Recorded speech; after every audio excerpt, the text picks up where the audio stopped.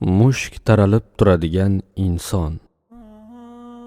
Basrada Miski, o'zbekcha Mushki laqabli bir kishi yashar edi. Undan doim mushk hidi taralib turganligi sababli uni shunday nomlashgan edi. Undan buning sababini so'radilar. U buning sababini so'zlab berdi. Men juda ko'rkam va o'ta tortinchoq edim. Do'stlarim otamga, siz uni bozorga olib borsangiz yaxshi bo'lar edi. Odamlar bilan muomala qilsa ancha tabiati ochilar edi, dedilar. Shundan so'ng otam meni mato do'koniga boshqaruvchi qilib qo'ydilar. Bir kuni do'konga keksa ayol keldi va mendan mato so'radi. Men unga so'ragan matosini berdim. Ayol menga, men bilan uyimga bor, o'sha yerda matoning pulini beraman, dedi. Men rozi bo'ldim. Ayol meni uyiga boshlab bordi.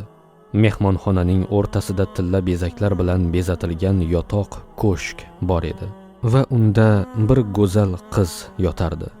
U meni bag'riga tortdi. Men unga Allohdan qo'rq dedim. U hech narsa bo'lmaydi deb javob berdi. Men undan hojatga borgim kelyapti, ijozat ber deb so'radim. U izn berdi. Men hojatxonaga borib katta hojatni qildim va butun badanimga surtib tashladim. Qiz meni bunday ahvolda ko'rib, uni haydab yuboring deb qichqirib yubordi. Shunday qilib, men undan qutulib qoldim. O'sha tunda tushimda bir kishini ko'rdim. U menga, sen Yoqubning o'g'li Yusufga o'xshaysan. Meni taniyapsanmi? dedi. Men yo'q deb javob berdim. U, men Jabroilman dedi. So'ngra qo'llari bilan yuzimni va tanamni artdi. O'shandan beri mendan Jabroil alayhissalom mushkining hidi kelib turadi.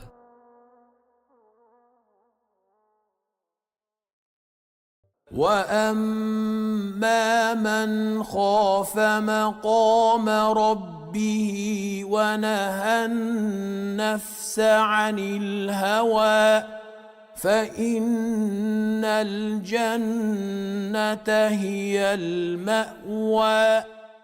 Ammo kimki Parvardigorining huzurida turishi va hisobot berishidan qo'rqqan va nafsini havolanishdan qaytargan bo'lsa, bas, faqat jannatgina unga makon bo'lur. Noziyot surasi 40-41 oyatlar.